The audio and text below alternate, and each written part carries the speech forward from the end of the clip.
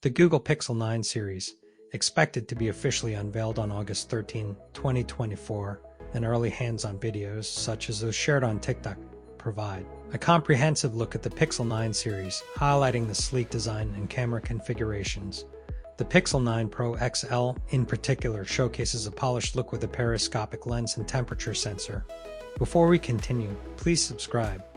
The Pixel 9 series is finally going to be fixing the fingerprint issues, and according to a new report from Android Authority, the Pixel 9, the Pixel 9 Pro, and the Pixel 9 Pro XL are going to be getting a new ultrasonic fingerprint scanner, and it's going to be Qualcomm's Read Sonic Generation 2. Now it's the same scanner used on the Ultra, and it means that not only is the Pixel 9 fingerprint unlock going to be much faster than before, it's also going to be much more secure.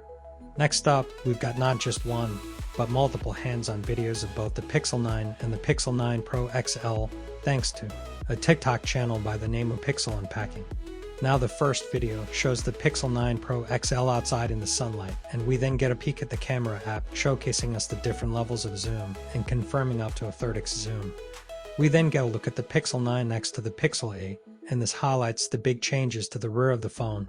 And of course, we've got the new camera module on the Pixel 9, but the Pixel 9 also has much flatter edges. But both phones of course have a flat display with a selfie camera and a punch hole in the top center. Now next, we've got the Pixel 9 Pro XL next to an iPhone 14 Pro Max, giving you a good idea of its size and how it fits in your hand, and you can see they are very similar size-wise. But the Pixel 9 Pro seems to be a tiny bit larger. Now next, we look at the Pixel 9 Pro XL compared to the Ultra, and again it showcases how big the phone is, although the Ultra is a little bit bigger, but this video also really highlights the glossy frame of the Pixel 9 Pro XL. Finally, we've got a comparison of the Pixel 9 Pro XL and the standard Pixel 9, and you can see that aesthetically, they're actually the opposite of each other. The Pixel 9 Pro XL has a matte rear panel with a glossy frame, whereas the Pixel 9 has the glossy rear panel, but with the matte frame. These hands-on videos pretty much reveal everything, and it shows you exactly what the new Pixel 9 series is going to look like. Next up, we've got news that the Pixel 9 series will be getting an upgrade to the camera sensors and the recording capabilities. Now according to Android Authority, the Pixel 9 is going to be replacing the ultra-wide camera with the new 50-megapixel Sony IMX sensor. The Pixel 9 Pro and the Pixel 9 Pro XL are going to be using the same Sony IMX as the ultra-wide, but it's also going to use it for the telephoto and the selfie camera.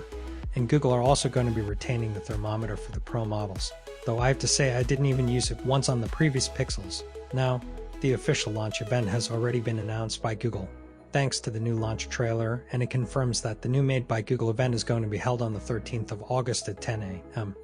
PT, and it's going to be a live event held in California. Now for those excited for the Pixel 9 series, though we're now going to run through the full specs, design, and the expected pricing for all three models to help you guys decide which one is right for you. So make sure you hit subscribe now, and we'll get right into it. So first up, we've got the standard Pixel 9, which comes with a 6.24-inch flat display with Gorilla Glass Victus eye protection. It's a 120Hz Full HD plus OLED display with an expected resolution of 2400x. And we're also getting upgrades to the color accuracy and the peak brightness of the display. We get a punch hole camera top center for the selfies, and the exact sensor isn't known at the moment, but we expect a 12-megapixel selfie camera. Now, over on the rear, it's a dual camera setup consisting of a 50-megapixel wide-angle camera for the primary and an additional ultra-wide camera, and the wide-angle camera is the same camera that's going to be used in the Pixel 9 Pro. The phone will be powered by Google's new Tensor G chipset, and it's going to deliver improvements in performance, efficiency, and AI capabilities. And it's coming with 12 gigabytes of RAM and 128 or 256 storage options. And it will, of course, be UFS 4. We're expecting around a 4,600 mAh battery with improvements to fast charging. And while Google always play it fairly safe, we're hoping for at least something like 30 to 35 U. We get 5 grams, Bluetooth 5.3, and Y7, and the phone is, of course, going to ship with Android 15. Now, the Pixel 9 is launching in October, and we'll get more accurate details on the pricing as we approach the launch, but it's estimated it's going to launch around $700. Now, next up, we've got the Pixel 9 Pro, and this comes with a 6.34-inch flat display with Gorilla Glass armor protection. It's a 120Hz OLED D display with an expected resolution of around 2990 px. While the exact display is still currently unknown, we're no doubt going to get some improvements to brightness.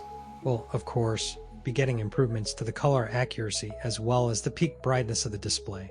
We get a punch hole camera in the top center for the selfies. And again, the exact sensors still unknown at the moment, but we expect a 12 megapixel selfie camera. Now, over on the rear, it's a triple camera setup consisting of a 50 megapixel wide angle camera, a 50 megapixel ultra wide, and then a 50 megapixel telephoto with 5x optical zoom. And then the 50 megapixel wide angle is the same camera that's used on the standard Pixel 9.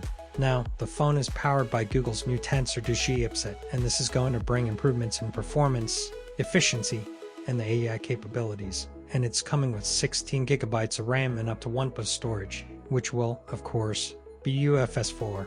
We're expecting around a 4600 mAh battery with improvements to fast charge, and while Google are still playing it very safe, we're hoping for at least 3040 fast charge. We get 5 grams, Bluetooth 5.3, Y7, and an ultra-wideband chip, and the phone is, of course, going to ship with Android 15. The Pixel 9 is launching in October, and again, we're going to get more accurate details on pricing as we get closer to launch, but it's estimated to launch around $900. Now, finally, we've got the new Pixel 9 Pro XL, and this comes with a 6.73-inch flat display with Gorilla Glass armor protection. It's a 120Hz OLED display with an AI. The exact display is still currently unknown. We'll, of course, be getting improvements to the color accuracy as well as the peak brightness of the display, and we're expecting the Pixel 9 XL to be around 2600 to 3000 nits of peak brightness. We get a punch hole camera at top center for the selfies, and the exact sensor is unknown at the moment, but we can expect something like a 12 megapixel selfie camera. Moving on the rear, it's a triple camera setup consisting of a 50 megapixel wide angle camera, a 50 megapixel ultra wide, and then a 50 megapixel telephoto with 5x optical zoom. And the 50 megapixel wide angle is the same camera that's on the standard Pixel 9 and the Pixel 9 Pro. Now, the phone is going to be powered by Google's new Tensor chipset that will bring with it improvements to performance, efficiency, and AI capabilities. And it's coming with 16 gigabytes of RAM and up to 1 TB storage.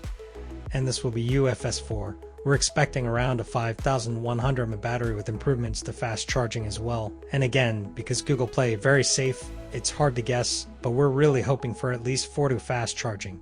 We get 5 grams, Bluetooth 5.3, Y7, and ultra wideband. And of course, the phone is going to ship with Android 15, and the Pixel 9 Pro XL is going to be launching in October. Again, we'll get more accurate details on pricing as we approach the launch, but it's estimated it's going to cost around $1,100. The new Pixel 9 lineup is delivering exactly what we expect from Google. We've got a slight change to the design with some new hardware and lots of new AI features to go with it, and Google's main area of focus with the Pixels has always been in the camera department, and of course, we're getting plenty of improvements to photos and videos. Now, with the new design, we should see a much stronger and more durable phone than before, and along with 7 years of OS software updates, it's definitely going to be a phone that can last you for some time. It's interesting that we've now got the 3 devices in the lineup again, thanks to the return of the XL version, but more choice for the consumer is never a bad thing. But of course, because it's got so many similarities with its predecessor, it's probably still not going to make anyone with a Pixel 8 go rushing for an upgrade, but for anyone with an older Pixel looking to get their first Pixel, this is going to be a great choice.